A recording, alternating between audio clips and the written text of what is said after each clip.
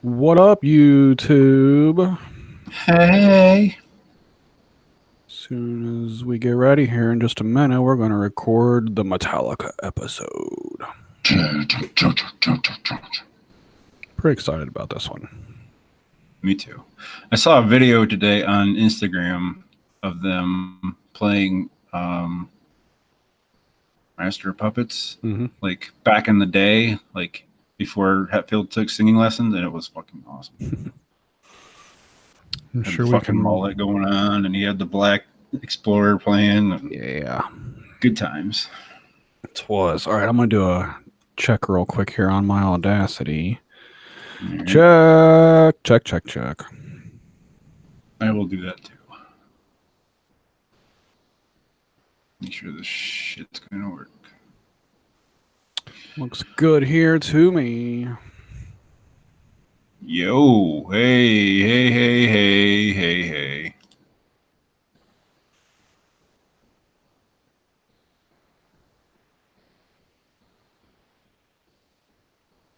All right. My computers are being really fucking stupid slowed right now, though. You want to come over there and hit it with a sledgehammer? Jesus Christ. I've wanted to do that with mine a couple times today. What was it doing? I ran out of space on my solid state, and then it was just already. Yep, already. What the fuck? I mean, it's only a 240 gig. I knew that it wasn't like huge, and it should only be like housing like my programs and my OS. But then shit ended up starting getting stored on there because it's easy to just throw shit on the desktop and install games to the C drive. So. Got to go through, and I cleared up like 50 gigs off of just a couple Steam games real quick. But gotcha. I saw Micro Center had I think it was a terabyte one for like $80 the other day. I went too small on mine for sure. I've also seen a couple good deals on some externals here lately. Also, like the 8 terabyte externals are down to like $125 now. Nice. I could use one of those because I got fucking 4 of these hard drives up here. If I could get an 8 terabyte and throw everything on one hard drive, that'd be so much better. I saw they have external SSDs now too. Oh, really? I didn't know that was a thing. Yeah. I was at Best Buy a few days ago and I saw them there. Gotcha. Cool. My biggest thing too is that all of my externals are USB 2.0. And now that I know how fast 3.0 can go, like I'd really like to upgrade my shit to 3.0. Yeah. And that 8 terabyte for $125 is 3.0. All right. You got Alabama coming up. That's right. So that guitar too, man. That $75 Epiphone. What the fuck? The headstock was cool as hell looking. I know. Thinking, why is it so cheap? I don't know. I mean, most people usually shit on cheap Epiphone guitars, but I don't know. I like them. I like my guitar. I like my guitar too. Yep. Mine was cheaper than yours. You're right. Yeah, yours was like $100 brand new, wasn't it? Mm-hmm. Yep. It's a fucking killer deal. I like Black Friday sale. I think your guitar plays better than my guitar. It was a Black Friday special. That's right. A couple of years ago. All right. I think you brought in last week. You want to just start going back and forth? Yeah. It's your turn. It's your Metallica episode, so you get to lead it in.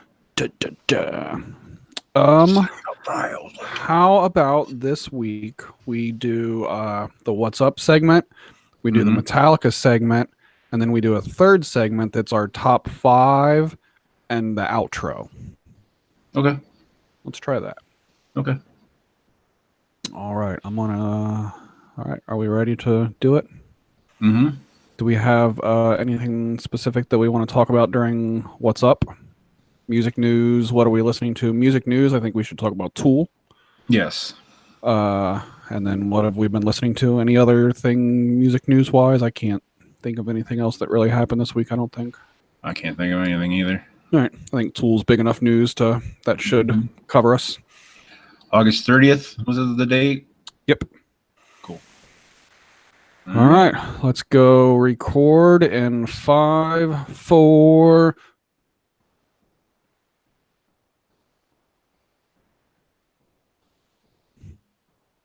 What's up, everybody? Welcome to the Unknown Music Podcast. I am stopping right now because did you click the wrong button at first too? Because I did too. I went to hit record and it didn't do anything, and you were already talking by that point. Okay.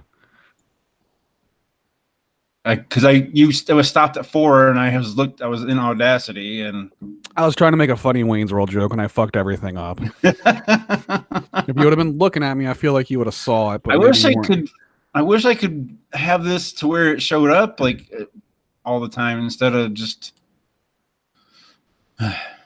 maybe reorganize all of your like size your windows or something. Yeah, I could do that. See, look, I'm gonna send you a picture real quick. Here's how I set mine up so that I can keep an eye on everything. I got it dual screened. You got dual screen? Yeah, like I moved it to the. You can take the window and drag it to the side, and it'll automatically. Gotcha. Yeah. I thought you meant you like literally had a dual screen. I was about to be super jealous because that'd be awesome. I mean, I could do that. I have my laptop, but yeah, my laptop is even more slower than my PC, and that's got Windows 10. Anyways, let's try this again. All right, I won't try to make a Wayne's World joke out of it this time. No, I can see you now, so if you want to make a Wayne's World joke, then I do want to make a Wayne's World joke. All right, ready? Ready. 5, 4.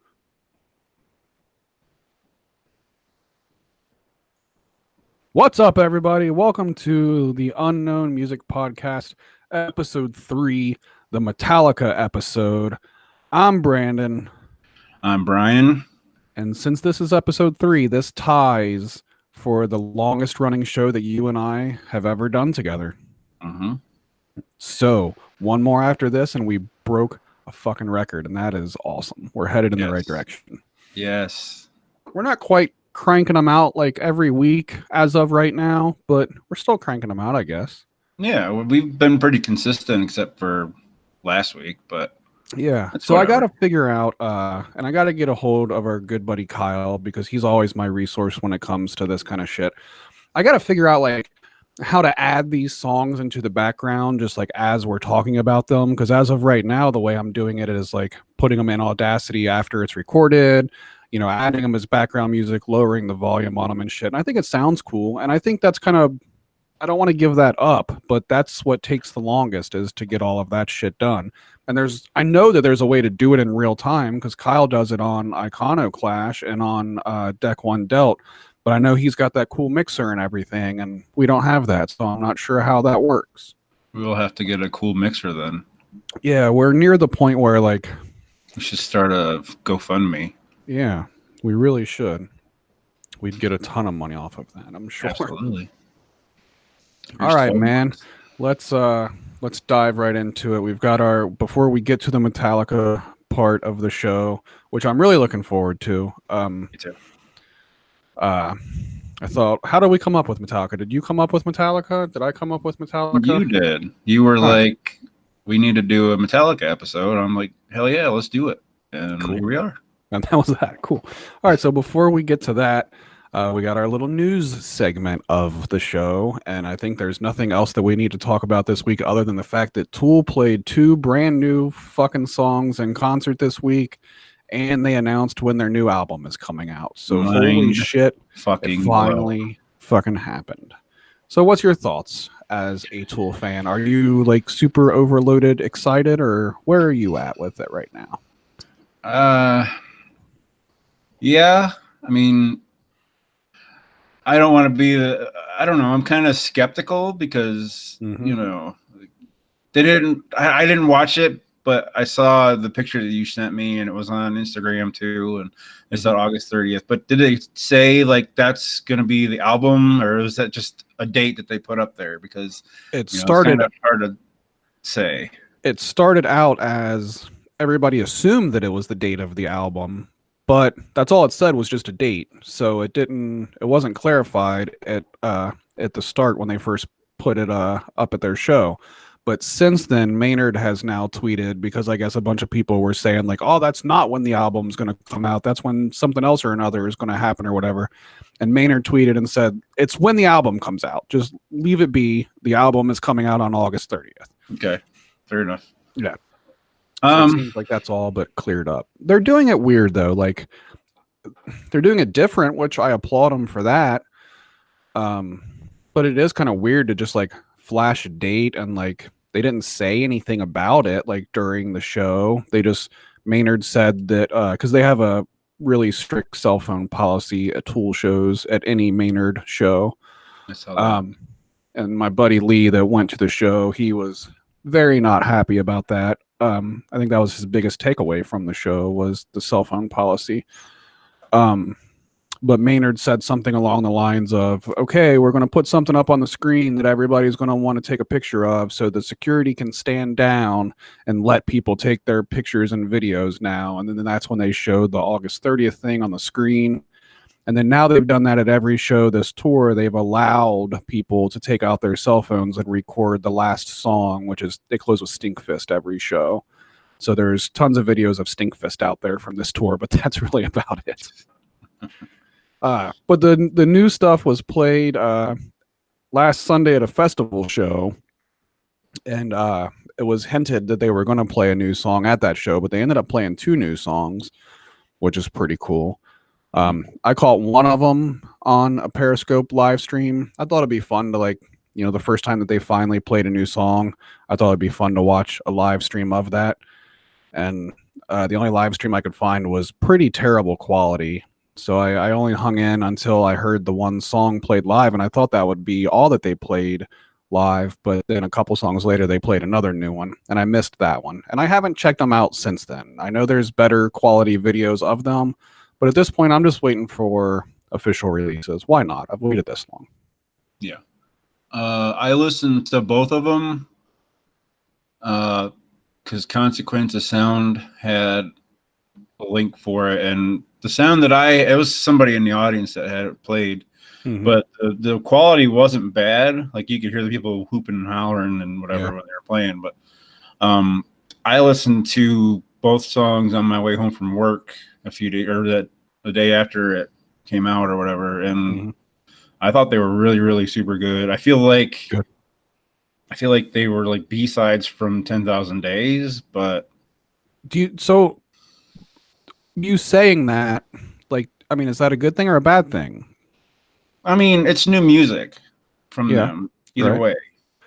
But to you, are you disappointed that it sounds like a not at all B-side? Okay. I love 10,000 Days. Yeah, same. 10,000 Days is a fantastic album. But I mean, I don't know. I just the sound of it made it sound like it should have been on 10,000 Days, in my opinion. Okay. I know Lee that went to the Louisville. Was it Louisville or Lexington? Louisville. He went to the Louisville show Tuesday or Wednesday night, I guess it was. And I asked him, I couldn't get much information out of him. But his comment on the new songs were they are as long as a football field, is what he said. And which my response is good. All of the best Tool songs are. So, yeah, I mean, that's part of their thing is their 12 to 15 minute epic long songs that's why we're all into them, is it not? Exactly. Yeah, the event, I think it was Invincible. Is that the name of that one? That one clocked in at over 12 minutes. Cool. And then the other one, I think was just as long or maybe a little shorter. I can't remember. I have to listen to them again, but yeah. The other one, not I forgot the name of both of them now. What was the one that you just said? Invincible, and then the other one is what? Descending or something? Descension? Starts with a D. D something or another. That one I think is kind of cool because they've been kind of playing that in concert for the last couple years and just like adding a little bit more to it here and there. Like for a while, it was just like a minute or two transition song that was just instrumental, and then they kind of kept building on it. And then when they played it this past Sunday night for the first time, like in its entirety, it was the first time the song had lyrics. It wasn't just an instrumental thing.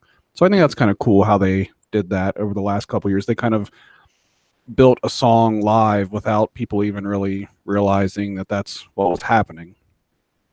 And I think that's pretty cool. Yeah. So we're only a few months away now, although it is a little bit further away than we thought it was kind of maybe going to be, because they were kind of talking like May, June, July time, I think.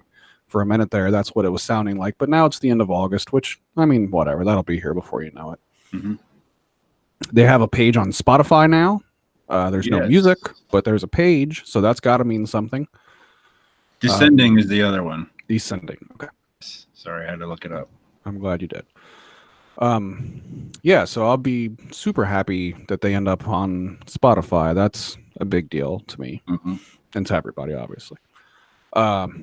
Physical release wise, like they never did release 10,000 Days on vinyl, and the Anima vinyl is like way out of print and extremely expensive on eBay, so they're not like super vinyl friendly.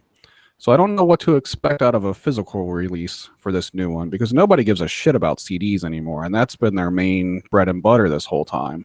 But to their credit, the CD cases are always super cool looking. The coolest packagings, I mean, the packaging for Anima and the packaging for Lateralus and 10,000 Days, all of them, like, are the coolest packagings for a CD ever. That's all there is to it. Yeah. The little glasses on 10,000 Days, and the jewel case on Anima, where it was like you turn it sideways and it made stuff look like it was moving. Like nobody else ever did anything like that. So that's for sure what made them so cool. So like I understand what they're saying. Like, you know, it should be consumed as an album, not as single digital files. Like I understand that and all, but that's the world we're living in now. The shit needs to also be digital.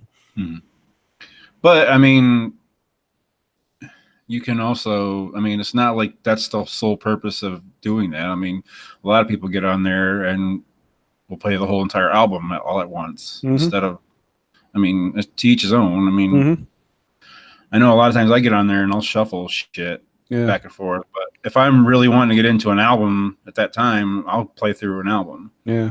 Most of my Spotify usage is like just clicking on the first song on an album and just playing through. That's usually what I do. All right. Anything else? What are you listening to? Cool related? What am I listening to? So I took a cue from you earlier in the week where you're like, you know, I like when we come up with these episodes because then it makes me like dive into the band. And I didn't do that a whole lot with the first 2 episodes. And then I was like, you know, I really haven't done that with Metallica in a long time. I turned Metallica on at work on Pandora a lot. They're one of my most listened to stations on Pandora, probably because everybody I work with likes it, and it likes all the variety that station plays for the most part. But as far as like listening to an album, like I'd never turn on Metallica anymore. So I did that a little bit this week.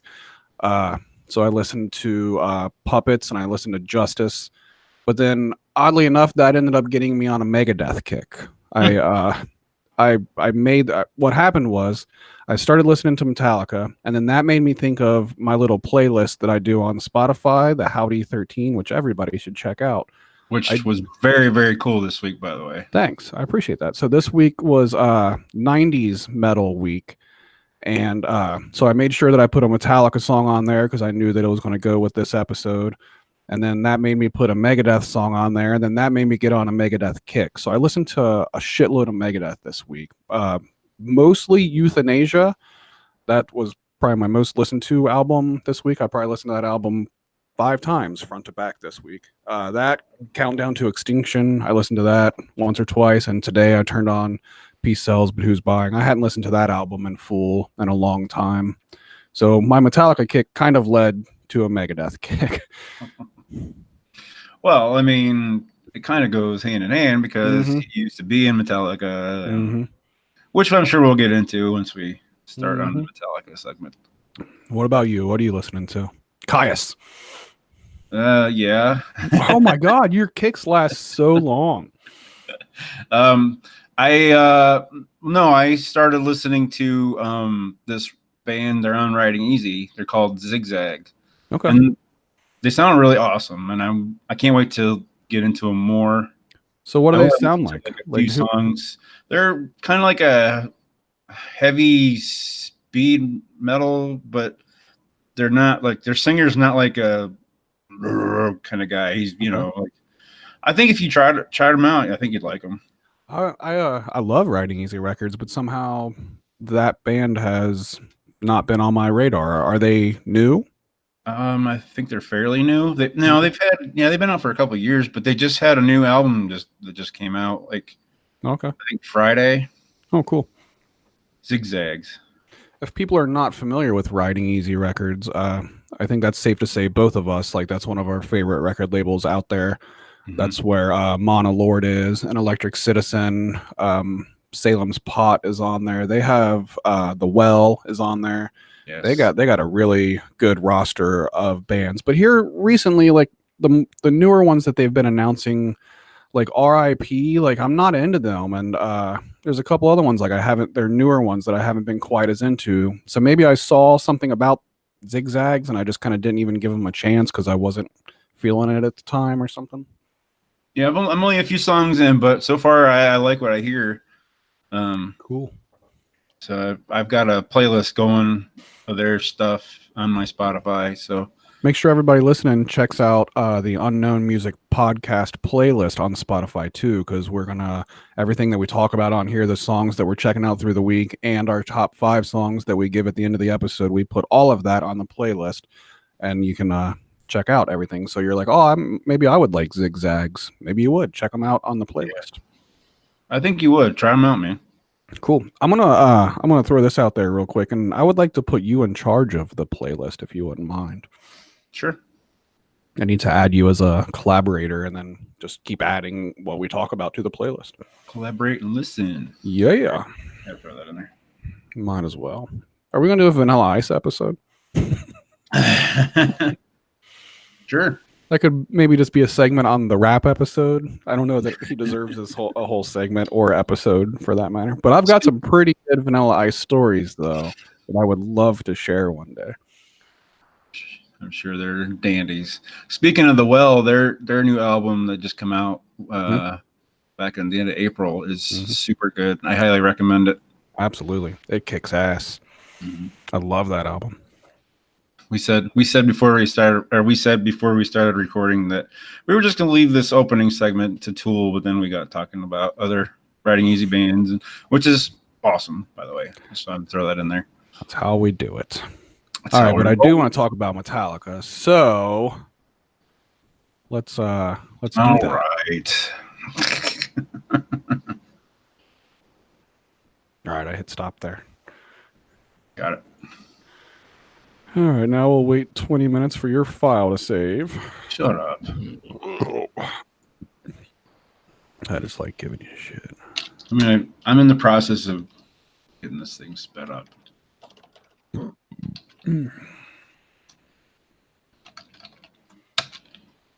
TUMP sat alone in a parking lot. I don't know. I was trying to use the microphone as a drum. It might have sounded terrible. Sound like a gong. Gong.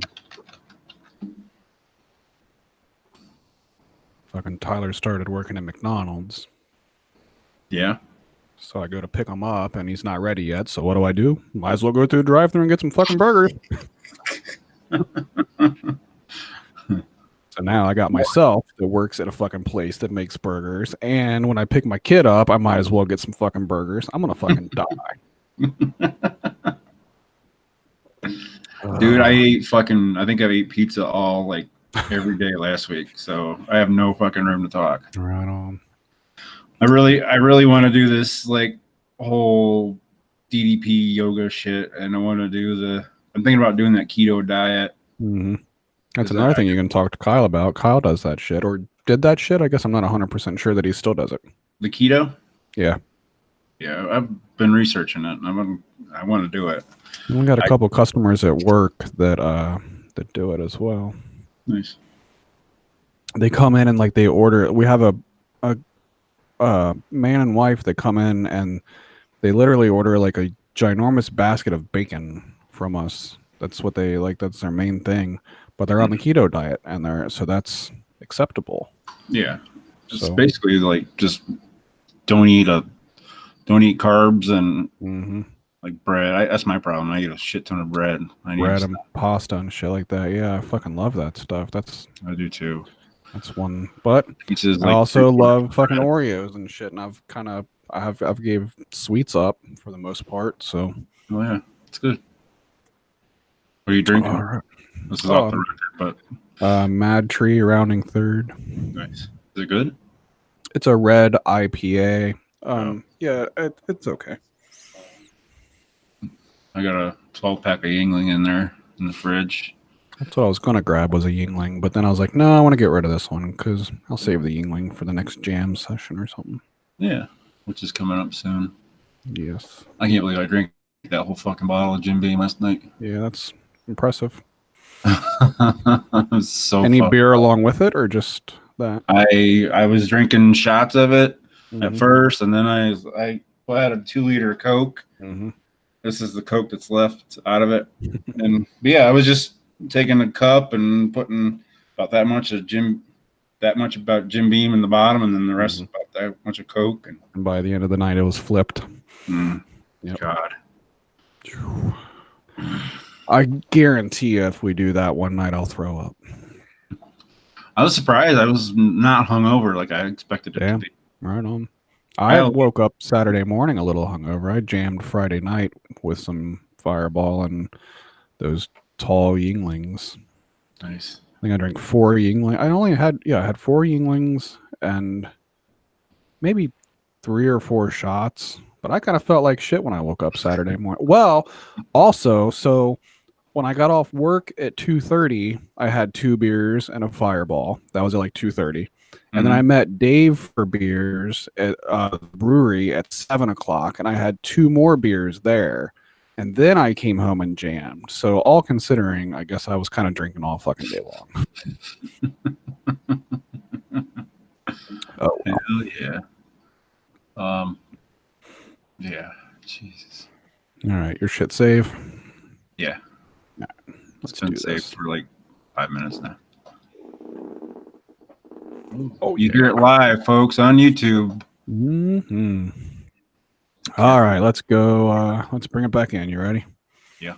Let's talk about Metallica. All right, 5, 4, 3, 2, 1.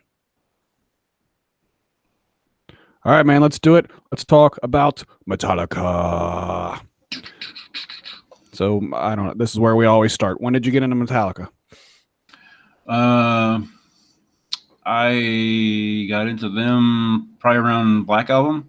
Okay, cool. That one's a little earlier than your previous ones. Yeah. So I'm happy about that because I think that's about the same time I got into. I got into them before like Nirvana and Alice in Chains. Yep. Same here. Right before. Not too much before, but right before. For me, I don't like most bands, like almost everything. Like I'm usually like, yes, I remember like this was specifically the first album I bought. Half the time I can tell you where the fuck I bought it and everything like that, which is stupid, but I can usually remember that. But I know that I was into Metallica before the Black Album came out, like because I remember like them announcing the Black Album and like it like coming out. So I was into them like before that. So I think maybe like my friend or my friend's brother had Justice for All or something, but it's kind of blurry. I really don't specifically remember. So I guess my best answer is just like you, the Black Album.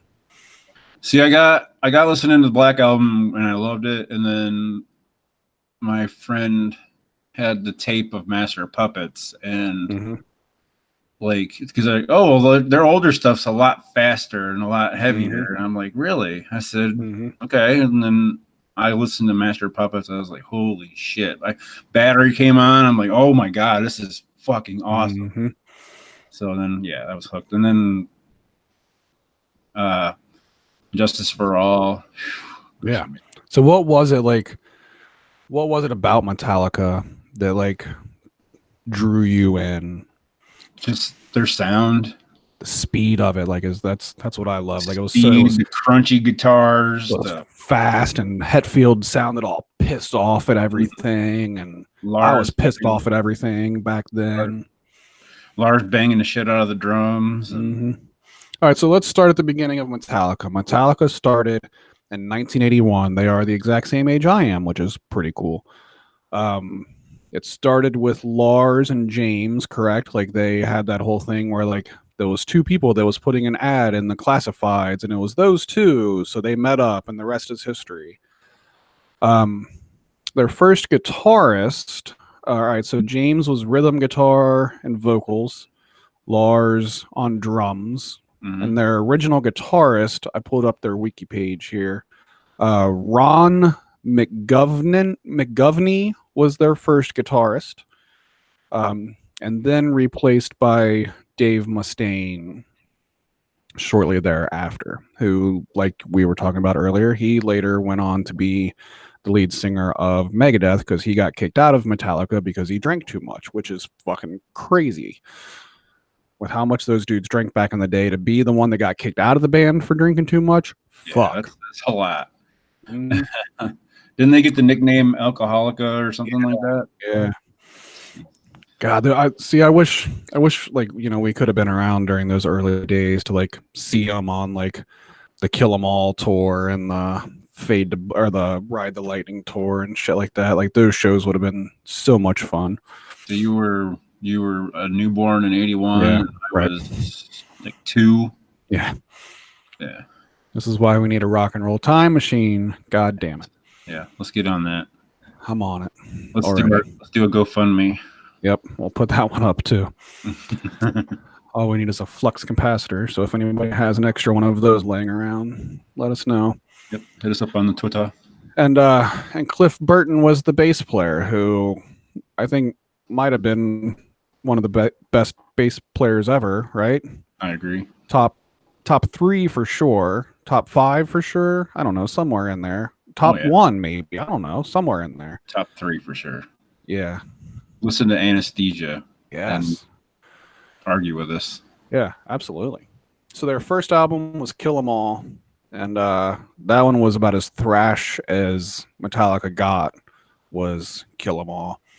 And I remember, like, once I got into them, like we've said on previous episodes, like then we go back and start buying their early catalog.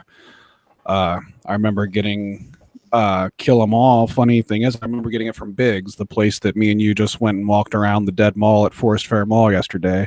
I remember buying Kill 'Em All at Biggs, but I don't remember where I bought my first Metallica album. But so when we got into them, I guess I'm going back and forth here. When I got into Metallica, I don't know about you, but like Metallica was like the first band that like I really fucking like got into. Like they were the first ones that like changed everything in my life, basically. I got into them. Well, my brother was into them really big, and my mom loved the Black Album, and I mean, I listened to the shit out of it, but I'd say, you know, like Nirvana was like really my kind of stepping on place as far as, you know, getting into music really big. Yeah. I like that my son, who's 9, is like we'll be in the car driving around. I'm like, what do you want to hear? And he'll just throw off a band or a song, and like, okay. And then he's got a playlist on my Spotify, which is like 30 songs now, which is pretty cool. But that is really cool. He asked me to play, or I said, what do you want to hear? He said, I want to hear This Love. And I was like, Pantera? And he started playing. I was like, is this one? He's like, yeah. I'm like, goddamn. That's proud moment right there. My God. But yeah, that's awesome. But Metallica, I don't know, like once I got into them, like I was like all in. I was huge, like big into them. I had to have everything that they have. I wanted their t-shirts. At that point, like the Enter Sandman video on MTV was like the biggest fucking thing in the world. Sandman was just, oh my God, it was one of the biggest songs. That album, the Black Album, to this day is still one of the biggest selling albums of all time. I know it's very near the top charts of best selling album ever. So there was a lot of people that at that point, like when the Black Album came out, like there were fans pre-Black Album that like that's the Black Album is when they sold out, because like before that, like, you know, they were more thrash, they were not MTV, they weren't making music videos and shit like that. I was gonna ask that, like, do you feel like that was the Black Album was where they were more commercialized, like commercialized for sure, yeah, I mean, no doubt about it. Always But more that, on the radio then than they had yeah, before, and because they were, you know, like taboo, like, oh, they're Satan worshipers, so they can't be on the radio, or you know, yeah. just Yeah, using it. way definitely more commercialized. I think the music itself was like, you know, made to be more radio friendly than their previous albums were. Like especially like Justice for All, like that was longer songs, like kind of more meaningful songs even almost. But I don't think that makes the Black Album a bad album. Although like I mean here we are, what, more than 25 years later at this point, I guess. And I am damn near sick and tired of hearing every single song on that album at this point. Like but there's still times where like Sabatru will come on and like it'll kind of kick my ass for the first time all over again. And it'll get you headbanging to it just like it did in, you know, 1991. Yep. But the Their Black opening Album is riff is so fucking good. The yeah, hell yeah. But so I mean I can understand where like the original fans were like, you know, this is their sellout shit, but for the age I was, and you know, being the MTV kid that I was, like, I mean, their music videos were fucking awesome. The video for Sandman was fucking awesome. The video for Sabatru, fucking awesome. The video for Wherever I May Roam had the goddamn Cincinnati Reds stadium in it. So little me thought that was like the coolest thing in the world. That the stadium that I go watch baseball games at as a little kid was in a Metallica video. I thought that was I don't fucking think awesome. I've ever seen that video. I'll have to check that out. Wherever I May Roam, it was just like a tour diary video. It was like a on the road video. But it was still a pretty cool video. But one of the moments, like they're literally just driving by and there's Riverfront Stadium, the old Red Stadium that's since been torn down. But like that's immortalized in a Metallica video, and little kid me thought that was just the coolest thing in the world. It's awesome. So going backwards from there, because I don't know. I mean, Black Album's great and all, but it is not nearly as good as Master of Puppets or Justice for All, in my opinion. What do you think about that? I totally agree. Your favorite album? Should we already go there? We're going to do our top 5 songs at the end, but favorite album? Injustice. Same here. Yeah. Even though I know probably the biggest gripe that everybody has is there's no bass in the yeah. Mix. Which, like, I mean, it's shitty that happened the way that it did. It's dumb that Jason was the new guy in the band and he recorded tracks and then Lars told the guy to turn the fucking volume down on him. Like, that's fucking terrible. Like, fuck Lars for that. But at the same time, I don't think it takes away from the music any whatsoever. No. And I've gone on YouTube and I've listened to the And Justice for Jason mix that has like the high bass sound to it. And it definitely does not sound better.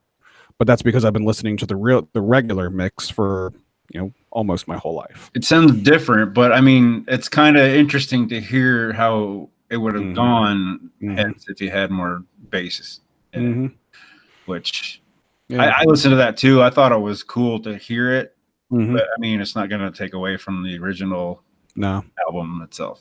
No.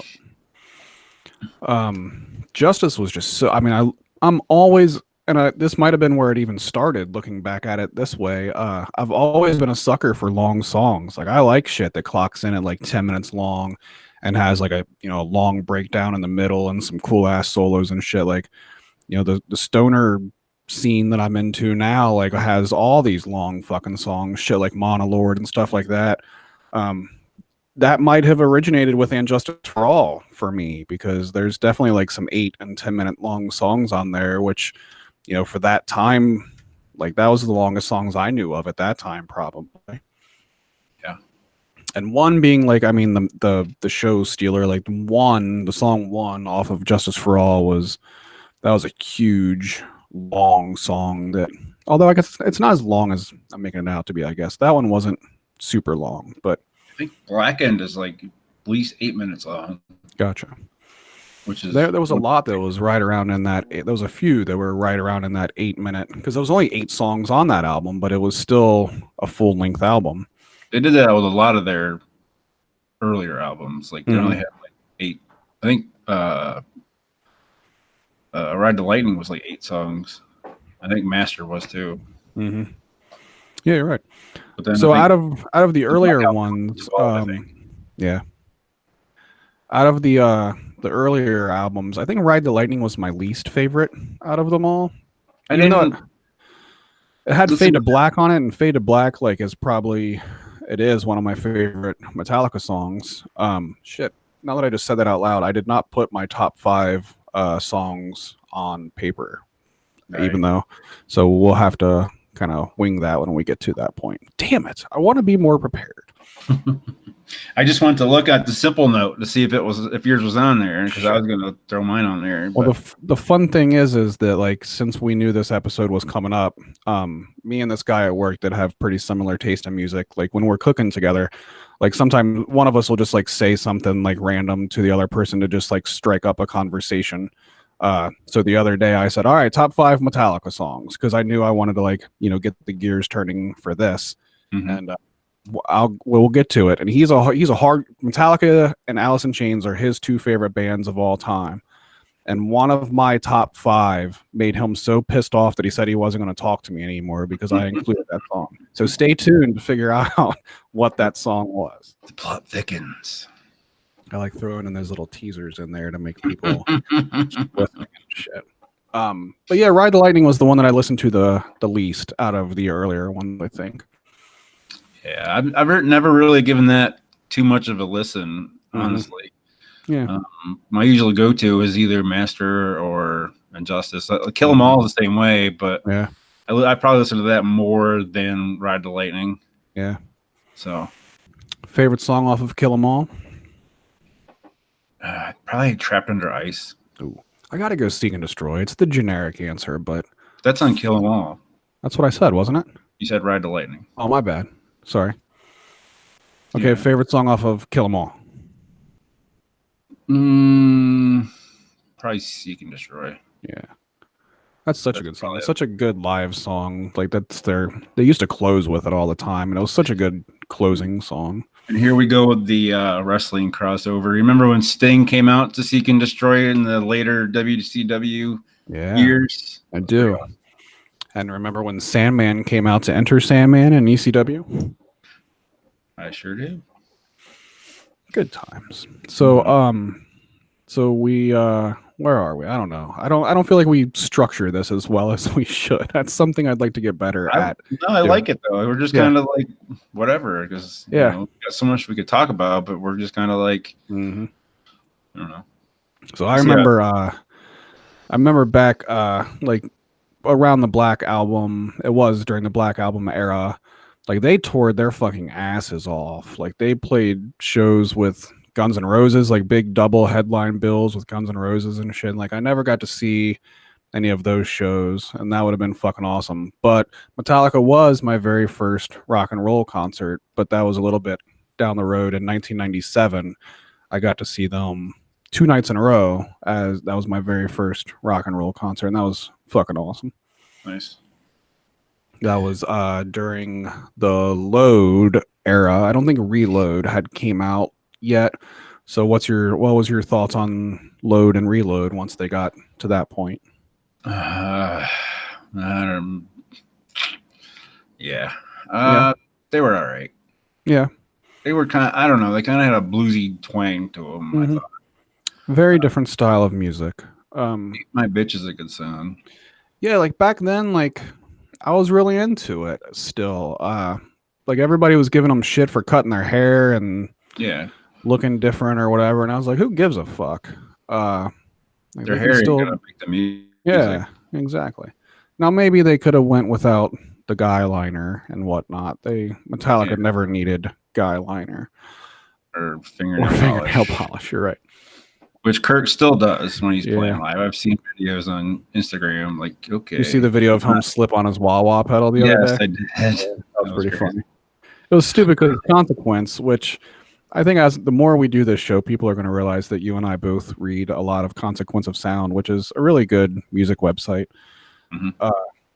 But the title to the article that Consequence ran was Kirk Hammett falls off stage after he trips on wah-wah pedal.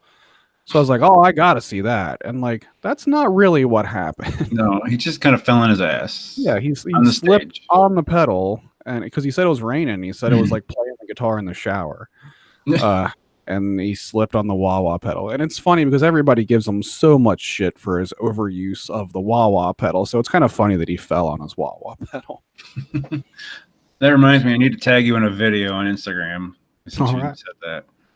It's a Mark Agnesi video that I watched, I think it was yesterday, and he had a guest on his show that he had that was like, okay, I'm challenging you to a wah off or whatever. Yeah. And so it was pretty funny. It just made me think of that. Right on. But yeah, that's the video. They watched that video, and that's when I was thinking, like, he still paints his fingernails. Yeah, he does. To each his own. I mean, whatever. Yeah, whatever. Yeah, I don't care. It's kind of he's huge into horror, which is cool. He's like a huge horror guy, which I like. I like his. I remember when he had that. I don't know if he probably still has it. That Ouija board guitar. Mm-hmm. Yeah, he had the Ouija board guitar. He had the mummy guitar. There was a couple other horror theme paint jobs that he had there for a little while. I think he probably still does use them. He does use the shit out of that wah-wah pedal, though. But at the same time, like, everybody shits all over Kirk Hammett's guitar playing, and I don't know, the dude's a good guitar player. I don't know. I mean, like, he's not. If we do an episode of like top 5 guitar players, like, he's probably not going to be on my top 5 guitar players. But obviously, he's a talented musician. But I think, I mean, this is my own opinion, but I feel like a lot of his leads are identical. Like, they all sound kind of the same. You're very right about that. Yeah. And the guy that I work with, he's like, it's a lot of scales that he kind of, and that's because that's something that I don't know anything about fucking guitar scales. That's not something I ever learned on my guitar.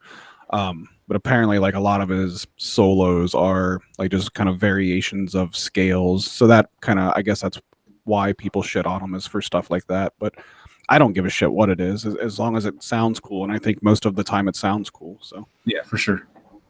I don't think Kirk has I don't think he has like any say in the band anymore. Like, I think his role in that band is to just like shut up and play the music at this point. Like, I don't think he writes. I don't think he had any writing credits on their last album. What was their last album called? Shitty Metallica album 4. What was the name of that album? Not Death Magnetic. I like Death Magnetic. It was the one after that. Damn it. Hang on, let me look. Fuck. I can't remember the goddamn name of it. That's how good it was. We don't remember the name of it. Damn. Anyway, I don't think he had any writing credits on that whatsoever. And I read a story that he had like all of these cool guitar riffs on his iPhone, and then he lost his iPhone. So he lost like all of these riffs that he had planned for the new album. And he lost it all. So once they went into the studio, it was just James and Lars that wrote everything. It was called Hardwired to Self-Destruct. That's one. That album fucking sucked. I remember you bought it and then you ended up taking it back to the Everybody's or Shake It or whatever. That was the first vinyl that I bought, and then because I never wanted to sell any of my records, I always wanted to keep them. I bought them because I liked them. But I bought that record and didn't like it, and that was the first record I ever sold back. Speaking of records, on my time hop today, I had a picture of me putting together my record player. Happy birthday to my record player. It's 8 years old today. Yay. And that's pretty exciting. Yeah, that record sucked so bad.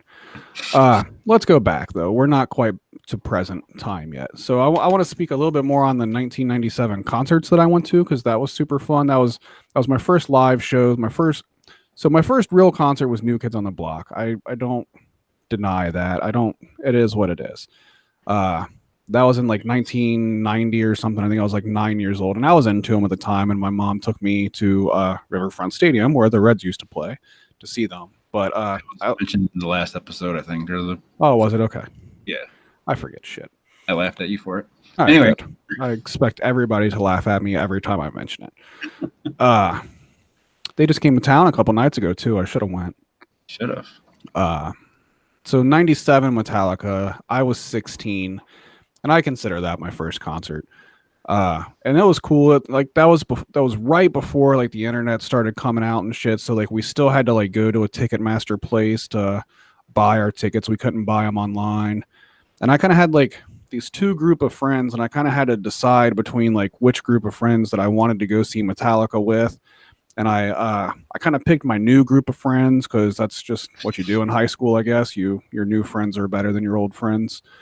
So I went with a group of friends the first night. But when the tickets went on sale, like the tickets sold out so quick for the first night, they added a second night after that. So then I bought tickets for the second night with the other group of friends that I ended up not wanting to go to the first night with. So I got to go both nights with two different groups of friends, and it was mind blowing. I had good seats both nights. Metallica has their stage to where it's not like, like up against one side of the wall, up against one side of the building. Like their stage is like in the center of the floor, so like you can see everything so much better that way. And why more people don't do a stage setup like that, I'll never understand, because that's the way to do it. It was just so cool. It was so cool to see all those songs live. Corrosion and Conformity opened up for them on that tour, so nice. I got to see them 2 nights in a row. That was on their Wise Blood album during that time. Hetfield was a huge COC fan, so he got them out on tour with him because of that. And Hetfield did a song on the COC album, Wise Blood. He did guitars and vocals on one of the songs. I'll have to check that out. Mm-hmm. So that was cool. That was my first big rock show experience. So Metallica, like, they were the first ones. Like when the Black Album came out, like they were the first band that I super got into. So I'm glad that they were my first rock and roll concert. I still have both ticket stubs from both shows. I always liked that. That's awesome. Oh yeah. Did you ever see Metallica live? No, I have not. Man, I wish. Like you said, I wish we had the rock and roll time machine where we could go back and watch them in like 91 compared to now, because I've talked to you about this and I mentioned it probably plenty of times, but ever since he took them stupid singing lessons, man, it's like I don't know. It's a completely different. That's my opinion, but it's a completely different vocal style for him now, and it sounds weird. And I think you hate it a little bit more than I do, but it definitely sounds. I mean, don't get me wrong. If I had the opportunity to see them live, I would totally do it. Yeah, and I'd rock the fuck out. So I saw. I don't know. I just something in my mind. It's like, oh, why did you do that? But I can understand because maybe it helped with his throat. Maybe he was. Yeah, that's exactly. Well, they covered it on some kind of monster movie. Did you ever watch that? I haven't watched that. It's on Netflix. Check it out. It was like their it was like their studio documentary during Saint Anger. So I guess that's where we're at next after Load and Reload. They took some time off, and then they came back with Saint Anger. And we have the one and only person on the face of the planet that enjoys that album on the show with us, Mr. Brian Taggart. How do you... I said I was going to go back and listen to it, and I never did get to it. But what is it? You're the only dude that likes Saint Anger. I don't know. I just something different, I guess. I don't know. I mean, that's the first album with Robert Trujillo, or I can't say his name. Trujillo. No, it wasn't. I don't think that's right. He wasn't a part of the band when they recorded the album. He was a part of the band once they toured for it. But the album itself, the producer was the bass player on the album. Jason was gone by then. Yeah, Jason was gone. It was Bob Rock. Is that who produced that shit? I can't remember. I'm usually up on that kind of shit, but I can't think of it. I don't know, man. I can see people's point. It's kind of like you listen to Saint Anger, and it's just pretty repetitive like through the whole thing. Same with Frantic. I remember everybody the only two songs that I kind of really like on that. I mean, gotcha. It's whatever, but the guy that I, David, we hung out with David a few times. I worked with him for a while. He was a big Saint Anger fan too. Like he liked it a lot. His introduction to Metallica was Saint Anger, and he's a couple years younger than I am, but I mean basically our age. But yes, somehow Saint Anger was his introduction to Metallica, and that's like we would when we'd work together, like we would do Metallica Friday there for a while, and he'd be like, "Turn on Saint Anger," and I'd be like, "Yeah." No. So I guess that probably was the last time I listened to Saint Anger, because we did turn it on sometimes for him. But now I wouldn't put Saint Anger in my top 5 albums of Metallica. Probably not even close. No, but I do have at the bottom of my list. Yeah, I do like those 2 songs on it, so we'll add them to the playlist. You went to New Kids on the Block for your first concert, so okay, no shit. Shut up. So I also went to the Saint Anger tour for Metallica. How was that? And I won tickets to that off of WEBN, our local rock station here. Me and my buddy Lee worked together at this time, and we had we were calling people on the phone for a job, and we were listening to the radio, and they were like, "Hey, the whatever 10th caller in wins Metallica tickets." So like we were already on the phone, so we started calling WEBN, and he got through once, I think, and they were like, "Oh, sorry, you're number 2 or something." And then I called, and the guy answered the phone, and he was just like, "Hello." And I was like, is this WEBN? He's like, yeah, it is. And I was like, what caller am I? And he's like, what caller do you want to be? And I said, I would like to be caller number 10, the one that wins the Metallica tickets. He's like, all right, that's cool. You win. I was like, sweet. So I won tickets to the Saint Anger tour, where I think they only played 2 or 3 songs off of Saint Anger. It was probably Saint Anger, Frantic, and maybe something else. The crowd was definitely not into those songs whatsoever. But the rest of the show was fucking awesome. I mean, everything else was, the Metallica songs that you'd want them to play. So I think they knew that they didn't want to litter the whole show with a bunch of Saint Anger songs. People wasn't going to be into that. But yeah. But they do now. Like if you go see them now, like they litter the whole fucking show with Hardwire to Self-Destruct songs. All right. Let's do this then. 2 least favorite albums of Metallica: Saint Anger or Hardwired? Oh, which one do I like the least of those 2? Yes. Oh God, I don't know. There's nothing I like off of either one of them.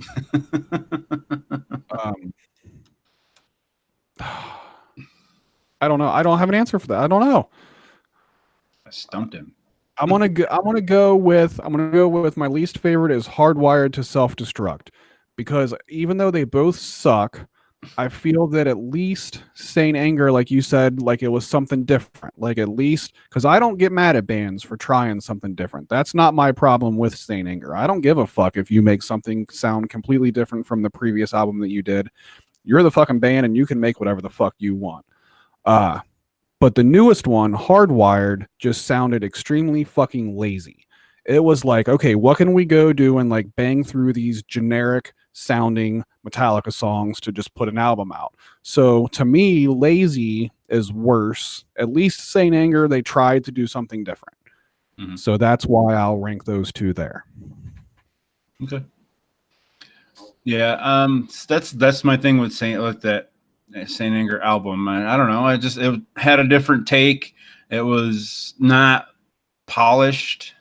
You know, it was more like a raw sound. That was my problem.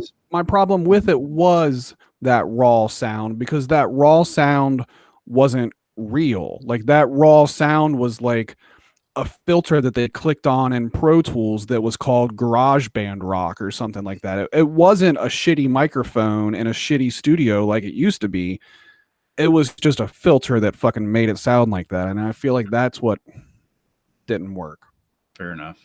Yeah. And the drums, what the fuck is wrong with this drum? It's like he's beating on tin cans or something. Yeah. Fucking They're tune all your 10 cans, man. like you're beating them with a fork or something. So one thing we skipped a little bit, timeline wise, before Saint Anger was the S&M album, the one that they did with the orchestra. I think that was like an MTV special or something, and then they also turned it into a live album with the orchestra. Well, did you like that? I've only heard the one song off of it, really. One that was the Leaf Clover. yeah. It was the new song to that album. Yeah. Yeah, that was rehashes of their old stuff with symphony, right? Okay. Yeah. That was one like when it came out, I was like, fuck that. I don't want to listen to Metallica with a symphony. But now like a lot of those songs come up on Pandora and No Leaf Clover, is that the name of it? I think so, yeah. Including that song. Like I really like it. Like I like when those songs come on. I think they sound cool. But who the fuck would ever think that Metallica would play a show with an orchestra? But yeah, no kidding. They're Metallica. They can do whatever the fuck they want. You know, Metallica is the one and only band in the existence of music that has played a concert on all 7 continents. That's true. Yeah, they did play Antarctica a few years ago. That is just the coolest thing in the world. Yeah, that's awesome. To be the band that can say that they're the only band that's ever done that, that's fucking awesome. What came after Saint Anger? Death Magnetic? Was that that? They did some kind of monster soundtrack, I guess, which went with the movie, and then yes, Death Magnetic came out in 2008. If you haven't seen Some Kind of Monster, I'd recommend watching it. It's a lot of in studio Saint Anger stuff with James and Lars like fucking arguing with each other, and like one of them or maybe both of them together or something. Like they start going to fucking therapy and shit to like work through their problems, and James is drinking and shit like that, and like it's kind of goofy, but I still think you should see it though. Yeah, I'll check it out. I'm pretty sure it's on Netflix. So what's your thoughts on Death Magnetic? I thought Death Magnetic was fucking awesome. Yeah. That was their best album since the Black Album. That album is better than Load, Reload, or Saint Anger, I think. Yeah, I agree. Now here's my question to you. Do you feel that when they get a new bassist come in that they like haze them? Because I feel like that's what they did with Robert on Death Magnetic, because it's the same with that as it is with Injustice. Like you barely hear any bass on that album. I guess that is their thing. I mean, if you go back and listen to it, like Cyanide is like the most prominent part in that album where they have bass. Like there's actually bass playing on it. And he's a hell of a bass player. Rob Trujillo. But I mean, Jason Newsted was also a really great bass player as well. And Cliff is one of the best. Yeah, I mean, none of them can fuck with Cliff. What do you, we didn't even throw this in there, but so Cliff was their original bassist. He died in 1986. That was around the same time was it before he was on Puppets. So yes, so Puppets was out, and I guess they were touring Puppets when he died in a bus crash while they were on the road somewhere overseas, I do believe. Like Switzerland or something. Yeah, I think you're right. Yeah, we said research. big bus crash. And he died on the bus. He was thrown from the bus and killed. Yeah. There was talks about like the band ending at that point or whatever, but obviously they decided to keep going, and then they got a new bass player and everything. So I've read about 1 billion times of like, what if Cliff didn't die? Like, and he was still in the band. Like, would Metallica, what direction, like, would they have? Because he seemed to be like the most metal of them all. Yeah. So like on all of these like different roads that they've taken over the years that like haven't quite been so metal, like, do you think Cliff would have been like, no, we're not doing that shit. Like, we're fucking metal. We don't play with fucking symphonies. Like, would that have ever happened? Or would Cliff have said like, we're not making fucking music videos for MTV? And then like the Black Album never would have hit big. You know what I mean? But then you got to think like how much stroke would he have had in the band? Mm-hmm. Like, you know, like if he would have had any kind of say in that kind of decision making. Right. I mean, that'd have been cool if that was the case, because Mm-hmm. But decision making wise, it seems that this band is the Lars and James band, and always has been, and That's even like more so now than it has been, but or than it was. I mean, back in the day, it's their fucking band now. That's all there is to it. Yeah.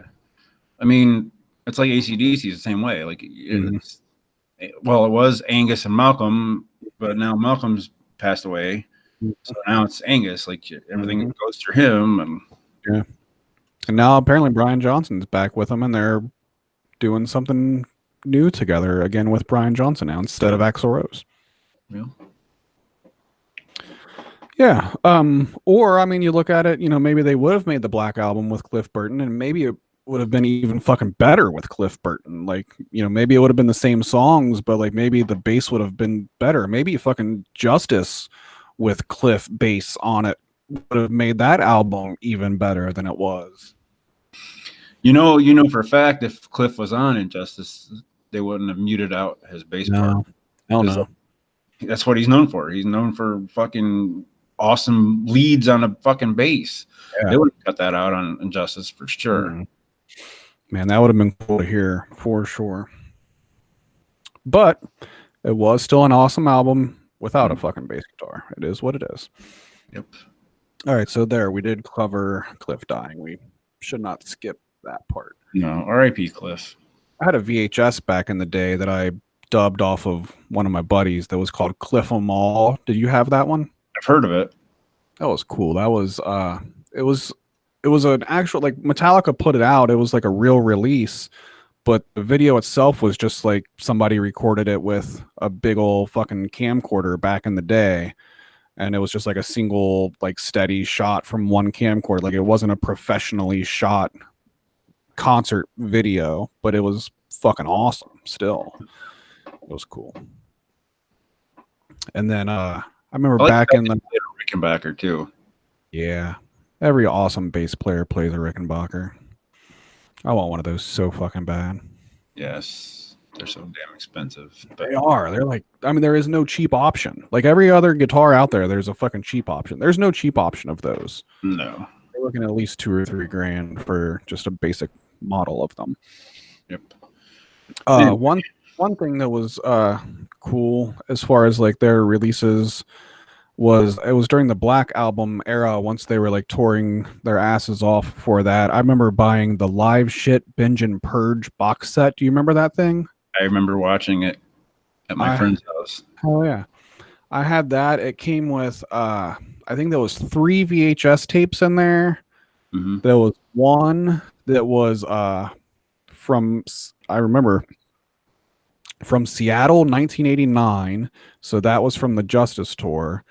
And then the other 2 VHS tapes it was a part 1 and 2 because it was so long, from the Black Album, and I think that was from Mexico City. So it was 2 concerts, 3 VHS tapes. And I watched those, I couldn't fucking tell you how many times. I watched that shit just over and over and over again. And there was a cool book in there, and there was the CD, those CDs in there. I think it was CDs just of the same thing that the concerts were. And that was probably the coolest box set I ever bought in my life. The packaging was cool. It looked like Metallica has a look like for their like road equipment and shit, and like that's what it looked like. It was so cool packaging wise. I don't remember seeing the Injustice part. I think I only saw the Black Album part. Okay. And side note for that box set, one of my biggest regrets of my fucking childhood, the way that I obtained that box set. When that box set came out, I wanted it so fucking bad, and it was so fucking expensive for that time and for how old I was, that what I did to get that box set is one of my biggest regrets of my childhood, and that was that I sold my wrestling figures to be able to afford to buy that box set. And now I really regret that. Should have just. And the shitty thing is that I sold them to fucking Lee's mom, and then she like gifted them to him because I had such a fucking vast collection of wrestling figures. It was like his Christmas gift that year. And I think he still has them all, probably, and he has no intention on giving them back to me. He's an asshole. God, just kidding. I wouldn't give them back if it was reversed either. I still love those wrestling figures. Lee's watching. That's fucking awesome. I'm so glad. So that's one of my biggest regrets is that I fucking sold off my wrestling figures. Although it was the coolest box set I ever owned in my entire fucking life. But yeah, fuck those wrestling figures. You just sent me that picture of the wrestling figures. Although those were, of course, in box, and mine were not in box. Mine were played with like fucking crazy. But they're so fucking expensive now. Even out of the box, they're so fucking expensive now. Mm-hmm. And I found that Metallica box set at half price books for like $20 a few weeks ago. Nice. It's a hell of a good deal though for that. No, I should have bought it. What's up, Lee? I'm so happy that Lee happened to be watching. I had no idea he was watching, and I'm very glad that he was during that moment. Oh man, I wanted that box set so fucking bad. By any means necessary, I'd sold my stupid fucking wrestling figures, and those were my fucking childhood. Those wrestling figures were. But now it was time to fucking rock out to Metallica, and that shit wasn't as important to me anymore. God damn. All right, where were we timeline-wise? Death Magnetic? Yeah. Cool. That was a really good album. I saw them on that tour twice. I went to Columbus to see them, and then they came to Cincinnati like on the second leg of the tour, and I went to see them on that leg, on that show also. I think the Columbus show was a better show. I don't know why. I just felt like it was. I had more fun at the Columbus show. It was kick-ass. And those, I've seen them again since then, but those were kind of, I don't think I'll ever see a Metallica show as good as the Death Magnetic tour again. I feel like from here on out, like I don't think I'll get as good show as I did then. Although that was still post singing lessons. Like he sings the way that he does now, which is the way that you don't like him singing. But those shows were cool. The stage was cool. They had like these big coffins hanging from the ceilings and shit. Like that was super cool. That was a cool tour.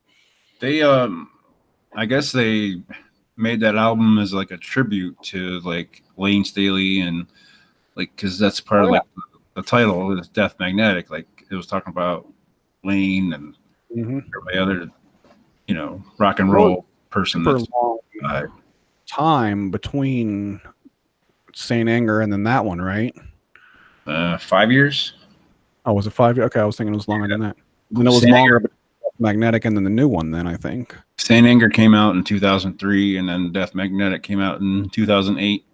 Okay, and then when was Hardwired? That was 2016. So that was the biggest gap in their discography. That's been that long?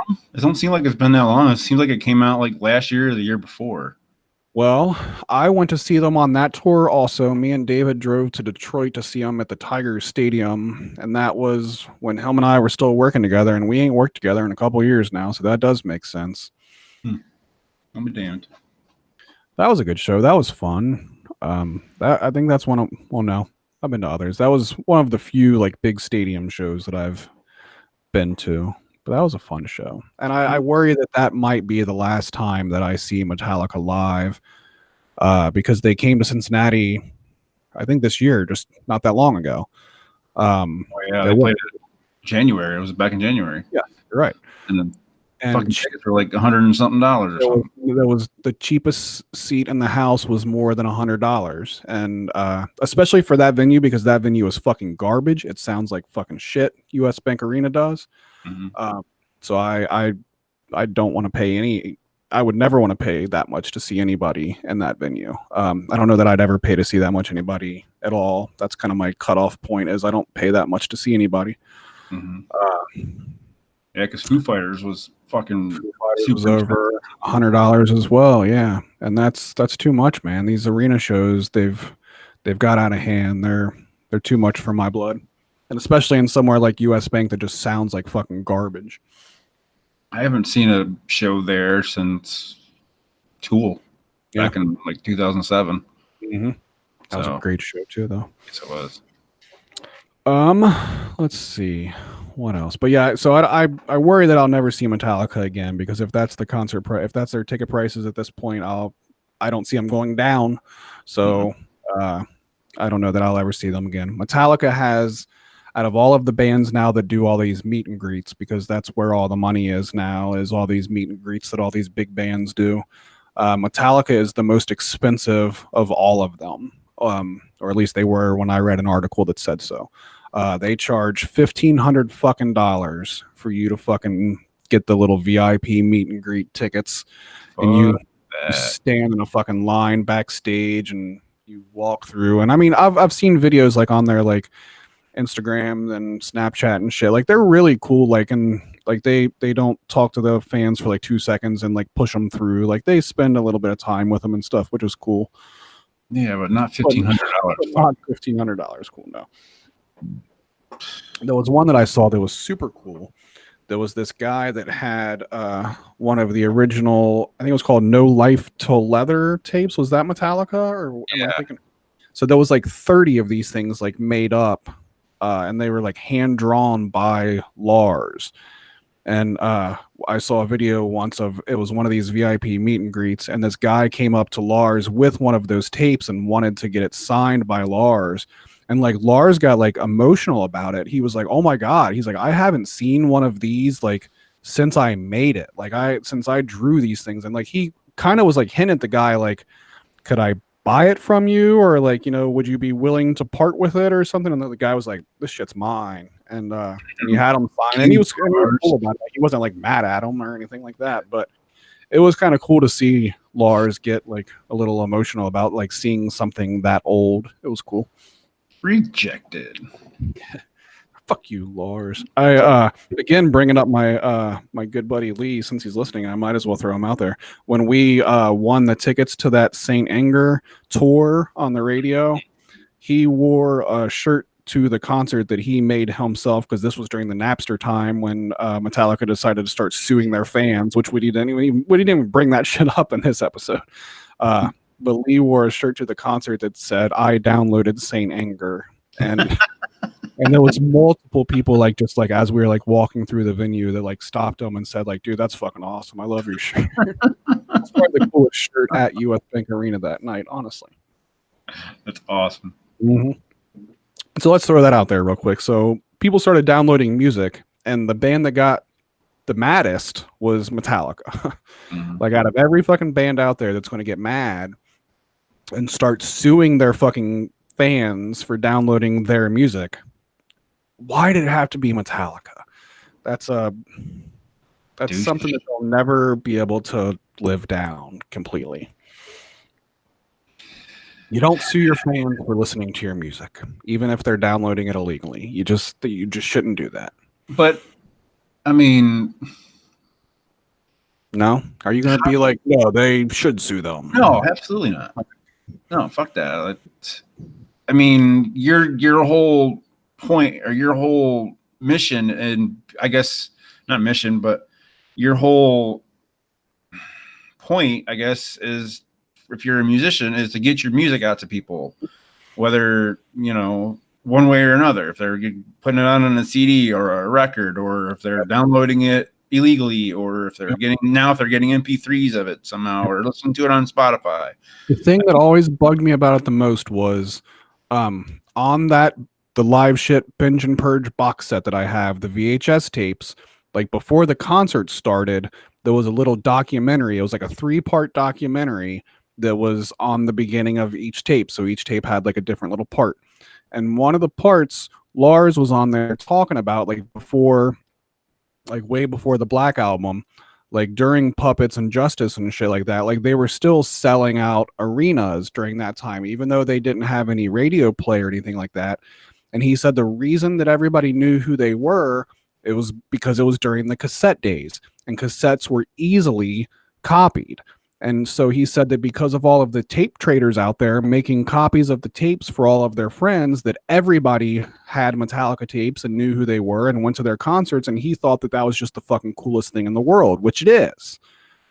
But that's file sharing. That's an early form of file sharing. So at one point, Lars is saying that the reason why we're as big as we are is because of file sharing. But then when file sharing became digital, we decided that we should fucking sue our fans. Fuck that. Yep. Oh, well. They'll never fully recover from that. Yeah. They'll always have people pissed off at them about that, Yeah. myself included. But they'll still sell out arenas Of and course, right? Yeah, they have. make millions and millions of dollars. And It's insane so how little hiccup in the road for them is all. that is all it was. There's really no reason to still be talking about it, honestly. But it's a thing that happened, and it's a big. I mean, Part of their history. Yeah. So I read, because I guess we're pretty much up to date at this point. I read that like Lars and like their business managers and everything like that, like they basically have like a 30-year plan for Metallica laid out, like from now. Like there's 30 years like worth of ideas or something. I don't know what the fuck the plan is, but apparently they don't plan on stopping anytime soon. So good on them, I guess. I wish they'd do another Big Four tour. That'd be cool. Not that long ago with so Metallica, Megadeth, Slayer, Anthrax. Well, I guess Slayer's calling it quits now, so I guess that won't really be able to happen. They'll have to be a different Big Four, maybe. They're on their year tour or year 2 of their farewell tour. That shit always cracks me up. So who, hypothetically, then, if they did a Big Four tour minus Slayer, who would you put in that slot? That's a good question. It's a hard one. I think it's harder than I realized it was as I was asking it. Yeah, I don't know. Because those four are the obvious ones. So DC? Maybe. I mean, that's kind of a big one. I don't know. I'll have to think on that one. I can't even answer my own question like that. That I boggled my own mind on that one. All right. What else do we have to say about Metallica? You favorite song off of Death Magnetic? Oh, I'd have to look again. It's been a little while since I've really listened to Death Magnetic. I'm gonna go with All Nightmare Long, I think. That was the first one that just came to my mind. That's a really, really good one. Yes. Cyanide's good. Yep. Let me see here. I'm pulling it up right now. I didn't feel like they needed to have an Unforgiven 3, in my opinion, but whatever. The Unforgiven thing, for sure. The Judas Kiss is a good song. Let's see. There's a lot of good ones on there. There is. There really is. The Day That Never Comes was really good. All Nightmare Long, Cyanide. So when that album came out, that was the first single off that album, The Day That Never Comes. And it started playing, and I'm like, I wasn't expecting it to be like one, where it starts off real slow and then it just gets faster. So I started listening. I was like, oh my God, what the fuck is this shit? This is awful. And I kept listening, and I was like, oh, okay. Okay. And I was like, okay, I was wrong. It's like, this song kicks ass. All right. So before we move into our top 5 songs of Metallica segment, one thing that we still need to throw out there is album covers. What's your favorite Metallica album covers? Before you say what yours is or before I say what mine is, I read something not that long ago that Lars said what his favorite Metallica album cover is. Do you know the answer to that? I don't. Lars Ulrich's favorite Metallica album cover is Load. And that's probably the dumbest one of them all. Right? Yeah, because all it is like fire or whatever. It's literally semen. Or whatever the fuck it is. I think it's literally semen, if I'm not mistaken. Or there's that. Like a human something combination of something. I'm almost positive that the story is that somewhere in the album and that shit is semen. For whatever the fuck that's worth. I guess that's hence the name Load. Yes. That's the worst album cover. How the fuck is that the drummer of fucking Metallica's favorite album cover is hands down the fucking dumbest worst one? It's Lars, so Lars, right. So, all right, so favorite Metallica cover. Let's go through them all real quick before we say a favorite. Kill 'Em All is fucking awesome. That's super, super cool artwork. Ride the Lightning is fucking super cool. They're all okay. Hold on. So it takes a while before we get to shitty artwork. Ride the Lightning, Puppets, Justice, all of those are like amazingly cool album covers. Black Album, kind of boring, Yeah. but one of the most iconic record covers to ever exist. Kind of symbolic. Yes, definitely. I mean, the fucking little snake on there. Like every folder that I had, like in school during this time, like it had the Metallica logo drawn on it, and it had that fucking snake drawn on it. Like I fucking drew that snake on everything. Saint Anger cover, not terrible, but not good. Death Magnetic, very cool cover. Yeah. You know, it looks like a vagina. Yeah, it does. Hardwired, I No. don't like that cover at all. That might be my least favorite cover, actually. Yeah, it's stupid. It's All very right, stupid. so it's very stupid. So what's your favorite? What's your favorite Metallica cover? God, that's hard. Yeah, I'm going through here and looking. Even though it's one that I haven't gave it a lot to listen to, I'm gonna say Ride the Lightning. I think so that's cool. cover's so badass. I'm gonna go with the one that I once had on a birthday cake. Really? I had a birthday cake when I was a kid that had Master of Puppets on it. Nice. There's photo proof of it. I had a birthday cake with fucking a graveyard scene on it. Nice. So that would be my yeah, right. Hey, you're getting older. Here's a cemetery. Happy birthday. You're like 12 years old now, so fucking death. It's all downhill from here, buddy. Honorable mention is Justice, though. Like Justice is right behind Puppets for me, I think. Yeah, those three, I'd say, are my favorites. All right, I think that'll do it for this little segment, right? Yeah. All right, so let's. I just looking through this. They had that single on Mission Impossible, that I Disappear. I really like that song. Oh yeah. That was a very good song. I forgot all about that. And then they got the Garage Days re-release on here too. I'll have to check it out. Garage Inc. was the other one that I liked a lot as well. There was a bunch of it had all the old Garage Days songs on it, but then it also had like a ton of cover songs on it too. Their cover of Turn the Page, man, I fucking love. Like I like that so much. I liked In My Evil. That was a good one. Mm-hmm. Very good song. All right, well then, fuck it. Let's quit doing that and let's get into the segment where we talk about our top 5 Metallica songs of all time. Let's do it. And I'm stopped. All right, me too. I think it was a good segment. It was awesome, I think. Yeah, I think that went really well. Lee, what do you think? Did we do well? Lee is still texting me. We're going to give our top 5 songs here in just a minute, FYI. What's up, Lee? Thanks for watching, man. It's actually really cool.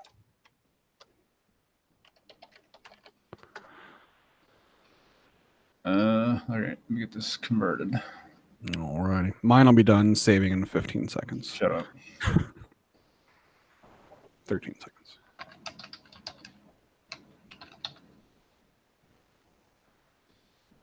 Mine will be 2 minutes. Actually, watch. That's news to me. Actually, I think he has told me that before. So. What is it? Lee said, I actually watch most of your stuff. Nice. All right. Well, this is doing that. I'm going to go pee real quick. All right. I'll hold it down. Oh, yeah. That was supposed to be Metallica, and it turned out to be Macho Man. That was awful. Fuck it. Fuck it, man. All right, I need to make a list of my top 5 Metallica songs real quick so that I am somewhat prepared. Do, do, do.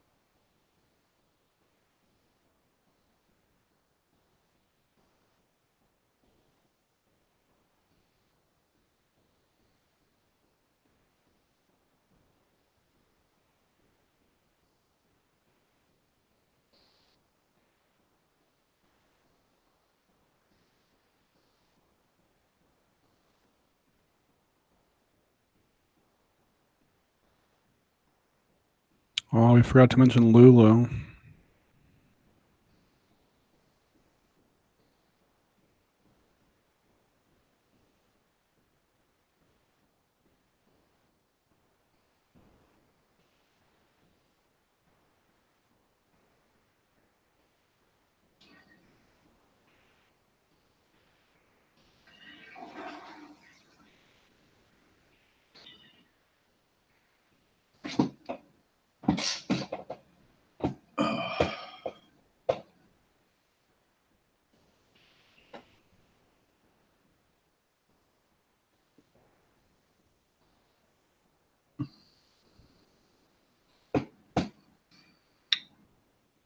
We forgot to mention Lulu.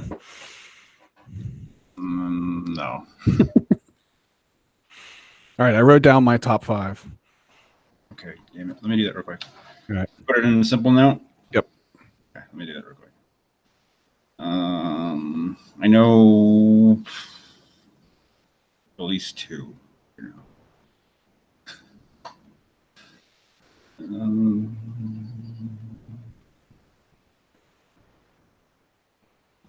I don't see it.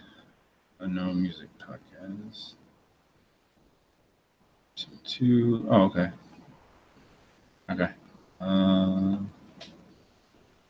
Here are the days good.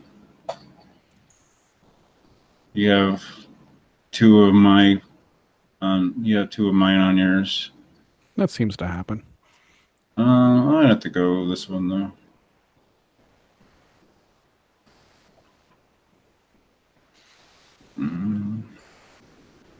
I want to start doing what Kyle does with Iconoclash, where like on Facebook he'll post a video and like the video is not like the entire episode, it's like just their top 5 segment. Yeah. I think that'd be fun for us to do too. Yeah. All right, let me look through here.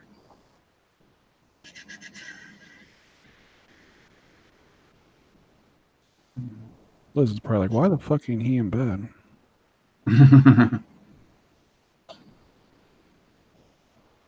Now, can we put the Garage Days stuff in here? Because it's basically covers.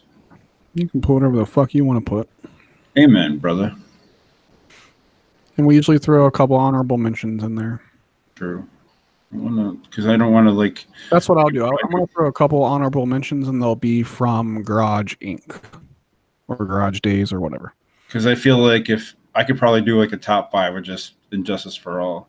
Yeah, I could too. God,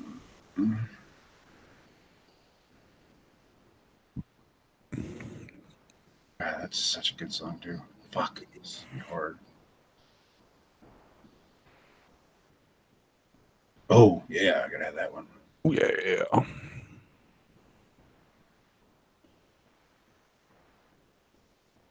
Oh, good. There's a Consequence article about Bush.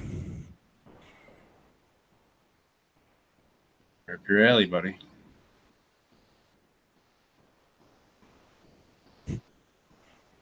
It's 25th anniversary of 16 Stone. I went out of my way to buy that when it came out. I did too. I had it when it came out. I liked it when it came out. Yeah.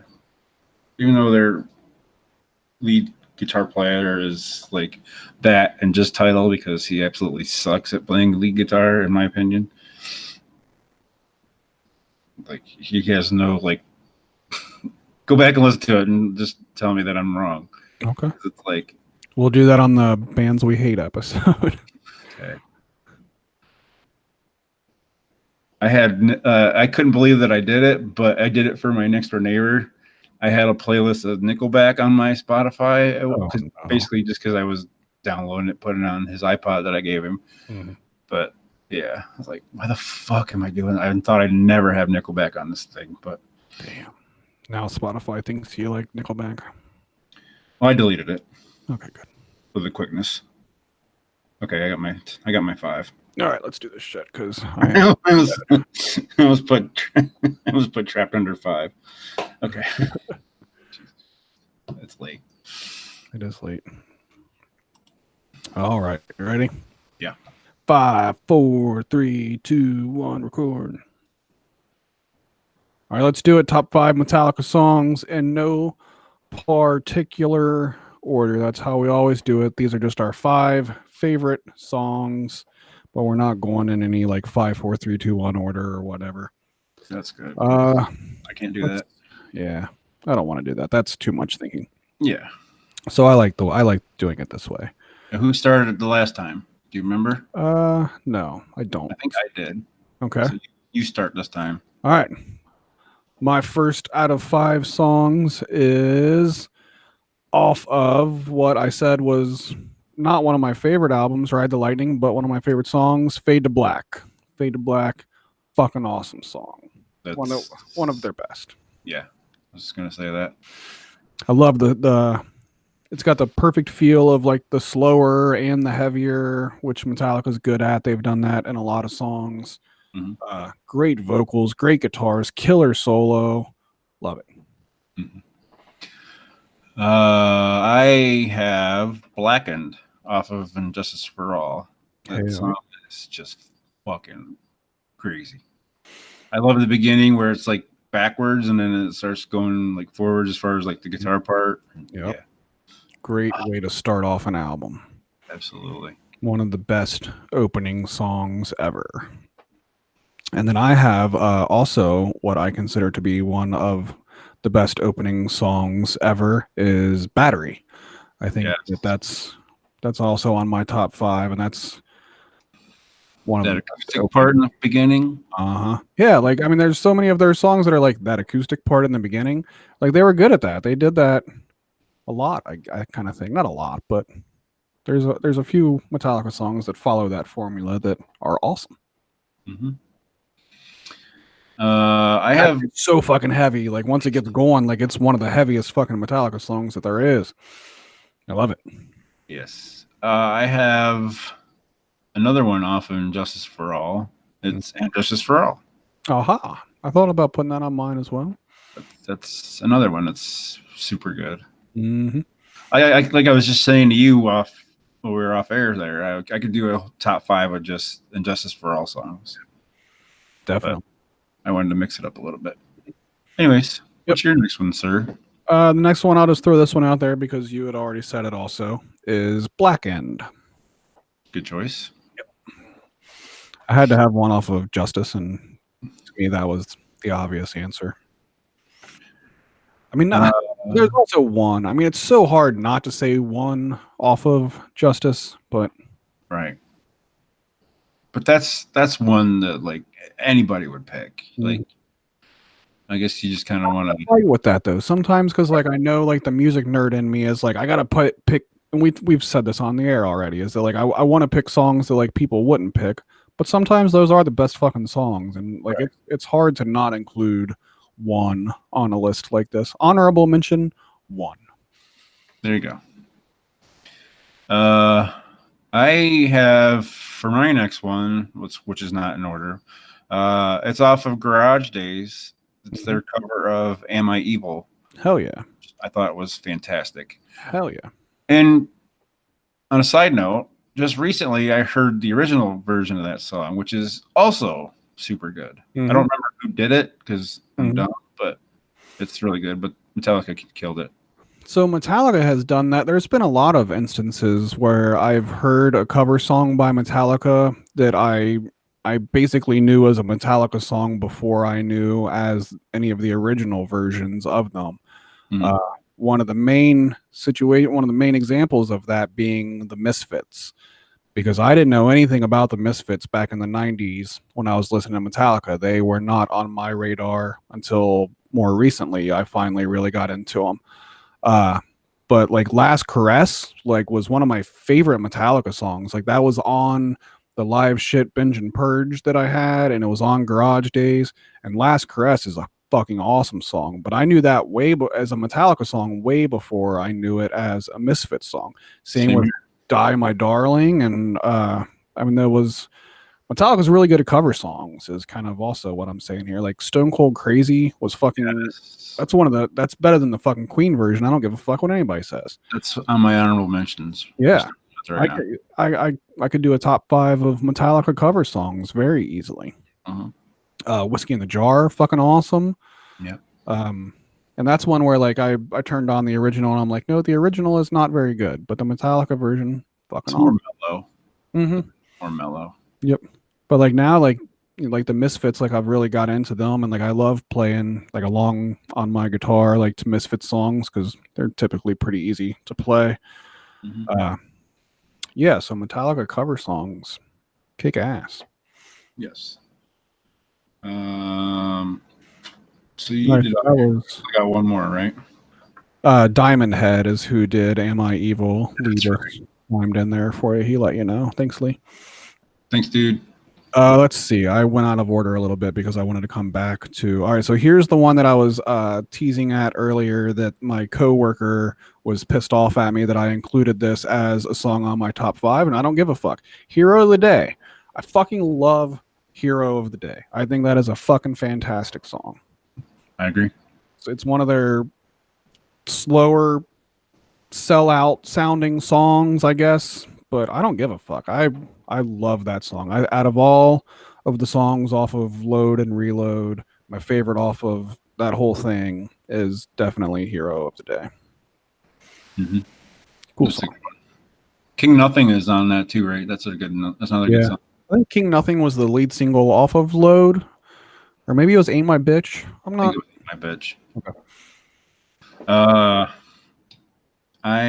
My next one I had was The Thing That Should Not Be.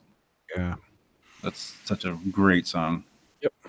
And I just found out, well, it's been a little while now, but Primus covered that and they did a fantastic job. Yeah, I love their cover of that. That comes up on my Pandora pretty often.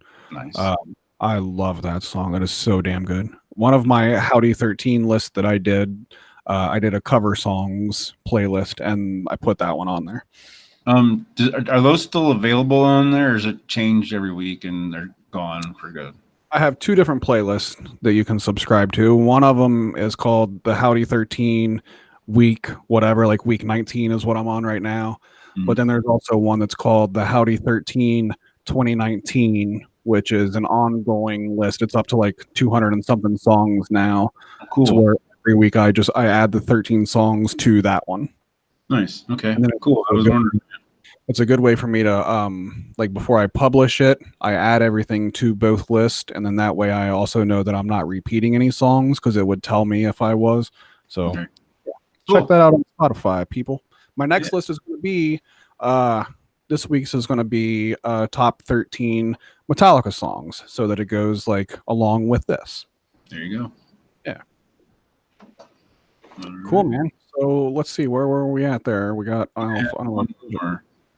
I got one more. Yeah. My turn. Yeah. I went Hero of the Day. What'd you get? What'd you do? I had The Thing That Should Not Be. My last one, and I think this one might be my favorite Metallica song. I didn't really mean it to be that way, but I think it is Welcome Home Sanitarium. Very good one. I think that's, to me, I think that's their best. It's even better when Limp Bizkit covers it on MTV. Fuck, did that happen? Yeah. When the fuck did Limp Bizkit cover that? They had that, remember that show they had on their MTV Icon? Yeah. Yeah, they had Metallica on there, and they had a bunch of different bands covering their music. And Limp Bizkit was one of the bands that covered Sanitarium and whatever. Korn did one, and I liked that a lot. Yeah, Korn did one, which was one. Even though MTV cut the fucking song all up because of time restraints or whatever, but it was still kicked ass. I did not remember that Limp Bizkit was on there. Yeah, they did Sanitarium. God damn. Fuck Limp Bizkit when they covered The Who. They fucking bastardized the fucking Behind Blue Eyes. That was, god damn. That was fucking terrible. Funny story. I watched the video. On the making of that album. I think it was that Results May Vary or whatever the fuck it was called. And do you remember the old toys back in the day, like taught you how to spell and talk and everything else? So that's what they use for that part in that song where they're doing L-I. It's like a little fucking toy that they used. I was like, are you kidding me? This is completely out of left field, but I'm going to throw it in there real quick just because that reminded me of something that I wanted to tell you. when we were driving out to Forest Fair Mall yesterday and we were listening to my 90s metal playlist, one of the songs that came on there was White Zombie Real Solution number 9. Mm-hmm. And I meant to tell you this because I thought it'd be something you'd be into. The distortion that's on Rob Zombie's voice in that song, the way that they did that was he had a pair of Power Ranger walkie-talkies. He held one up to his mouth and he held the other up to the microphone, and that was the distortion that and it was specifically Mighty Morphin Power Rangers walkie-talkies. So I thought that might be something that you'd want to know. That's good information to have. Completely fucking random shit right there. I gotta listen to that song and listen to it. And yeah, and I'd be like, oh, that does sound like a Mighty Morphin Power Ranger walkie-talkie. I wouldn't expect it to be like a generic walkie-talkie sound. It has to be a Power Ranger one. That's funny. I have to listen to that. Biggest fucking side note ever. But I digress. Yes. My last one is off of Ride the Lightning. It's Trapped Under Ice. Right on. I love that song. That song is just killer. Oh, yes. That's a pretty damn good list. Yeah. So we both had an honorable mention. Should we do a couple more? Or are you good? What do you want to do? Let's see. All my honorable mentions were all cover songs off the Garage albums. So just to throw out something other than that, the title track from Master of Puppets, the song Master of Puppets, like is undeniably one of their best songs. Yes. Can't go wrong with Enter Sandman.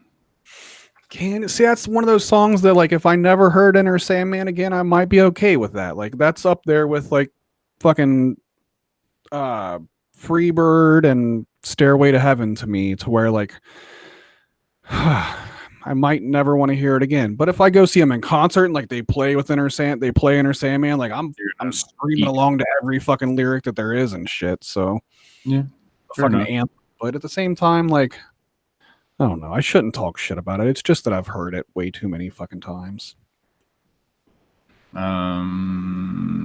Let's see. Damage Incorporated is a fucking good song. Mm-hmm. Oh my god, there's so many. I got a list of like just honorable mentions too. Yeah, we always go through 5 and then name like 20 more songs just because. Yeah, that's how it works. We should do the one off of Lulu. That'd be a good. Did you ever listen to that album? No, I have not. When it came out, I listened to it once. That's it. I don't know if I got all the way through it. I don't know that I did. But so let's add that to the worst Metallica albums. Mm-hmm. Would you choose that over Saint Anger and Hardwired, or would you pick Saint Anger over the 3? Or I can't say. I don't know.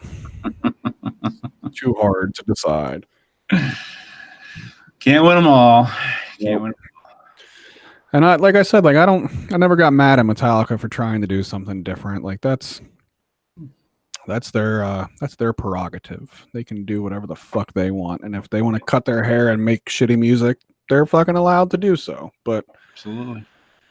It doesn't mean I'm gonna really like it that much though. So can't win them all. Yep. I think that just about covers it. I think so too. Be interesting to see what happens with Metallica and their 30-year plan. They're going to be around forever. Shit, they're going to be probably... They're old as balls already. I know. I'll be long gone and they'll be out in their walkers playing fucking Master of Puppets. They've started calling James Hetfield Papa Het. That's like his nickname now that fans call him. Oh, Papa Het looking good. That's stupid. I don't like that at all. Remember the meme that was around a few years ago where he was out in his flip flops, like shopping in Beverly Hills or whatever it was. Yep. Like, so what? The dude's got to fucking eat too. You know. The best was he's got flip flops. They're probably comfy as fuck. Yeah, they're probably $8,000 flip flops. That too, yeah. The best was the picture. I think it was with Hetfield and his kids and the Wiggles. Do you remember that picture?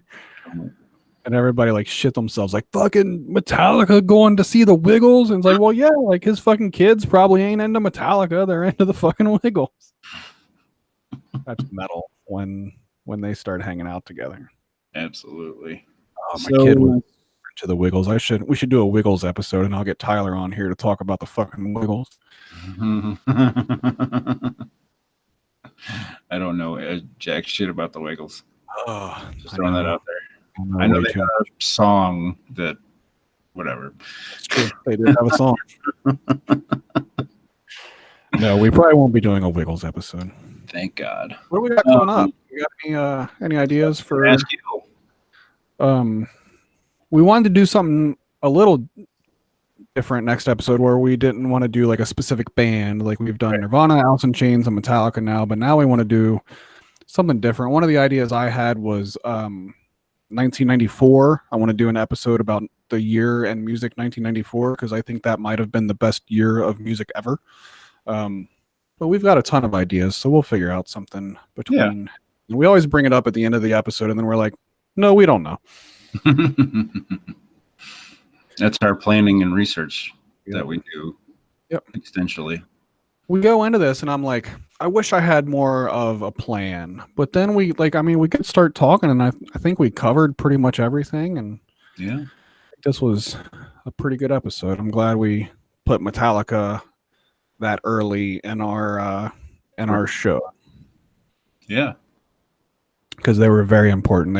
They're one of the most important bands to my life. Like, I mean, I don't turn them on and listen to them a ton anymore, with the exception of throwing them in the mix on Pandora, which counts, of course. But they're not one of my most listened to bands other than that anymore. But I can't deny how fucking important they were to 10 to 20-year-old me or so, somewhere in there.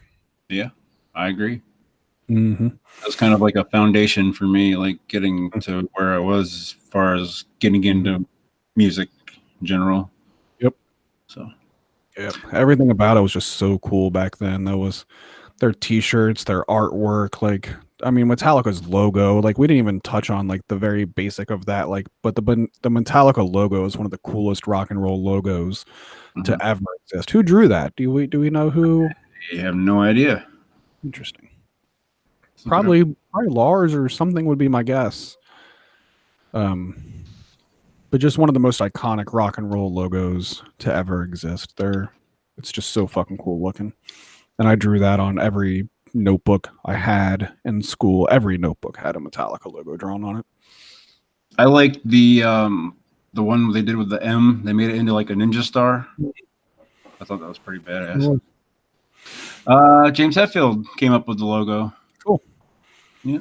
There we go. Always learning shit we are. All right, man. Anything else that we want to speak of about Metallica before we wrap this son bitch up and finally go to bed? I don't think so. I think we about covered it. You always can tweet us or tell us how dumb we sound or how bad we did or how good we did. Right. Thanks to Lee for stopping by and watching and listening and participating in the conversation. I love it when that happens. That's awesome. Oh, yeah. And Lee is like my old Metallica buddy. Like me and he was a couple years younger than I was. So like I felt it was my duty to get him into Metallica, and I did. And so that's cool that he stopped by for this episode. For sure. All right. So I think that's it. Everybody go and check out howdyinc.com, where you can find all kinds of cool shit to download and listen to and whatnot. Subscribe to Howdy Inc. on YouTube. We're almost up to 100 videos, I think, on YouTube. Nice. It's pretty cool. What else? Follow Howdy Inc. on Twitter. That's kind of your best bet to get all of the most up-to-date stuff that's going on and links to when we're live and all that good stuff. Howdy Inc. on Twitter is probably the best way to do it. You can find me on Twitter and Instagram at Captain Howdy 1027. And you can find me at tags78 on Twitter and Instagram. Awesome. And we'll be back hopefully in another week or two, maybe something like that, and we'll do another awesome episode for you of the Unknown Music Podcast. Boom. Stopped. Cool, man. Cool. Yeah, we could do that. 94, I think would be a good one. We could do that. do like an album cover episode, or yeah. we do an album cover episode. I want to figure out like a decent way to like show the album covers as we're talking about them. Yeah. I don't know. There's probably a way to do that. Get that green screen going. Yes, that's exactly what I need to do. But I don't know how to work anything like that yet. I'll figure it out. Should I save this as 32 or 16? I always just do that default. I don't. Let's see. Mine is 16 is what I do. I probably won't take as long to do it 16 as it would 32. Is 32 what you've been doing? No. Okay. 16. That's just the default one that comes up when I do wave. So Gotcha. 10. I think because it's just talking that it doesn't need to be anything crazy. Alrighty. That one didn't take nearly as long as I thought it would.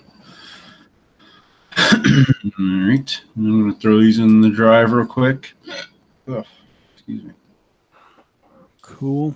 I'll try to edit these in a little bit more timely fashion than I did the last one. Well, good. Yeah, I'm gonna add you as a contributor to the Lee said, I would love to partake. We'll have you on an episode. Lee, what does it cost for me to get a good setup for this? Mic, laptop, etc. He's been through this before, Lee. We have talked about this before. Yeah, I'll talk to you about it again though. Yeah, like $500-600, you'd have a nice little setup with all that shit for sure. Does he not have a computer?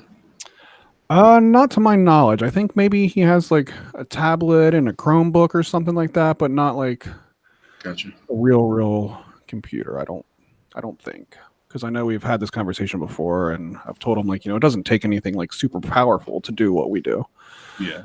But having some good gear is helpful.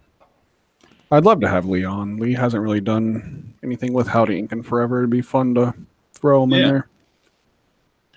You'd be able to, if you wanted to like jump on an episode with us. I mean, I don't feel like it would, take a lot of like dainty shit to do it. All right, all this shit's in the drive. All righty, man. I need to go to bed. Same. I don't have to be up nearly as early as you do, but fuck Monday. Shit ton of stuff to do when I get to work tomorrow. Every fucking Monday. All righty, man. This weekend goes super fucking fast. We still got what, 2 weeks till the weekend you're coming out? Yeah. All right. Cool. All right, Lee. Thanks for watching, man. I'll see you. See you, Lee. See you later, Taggart. Later, man.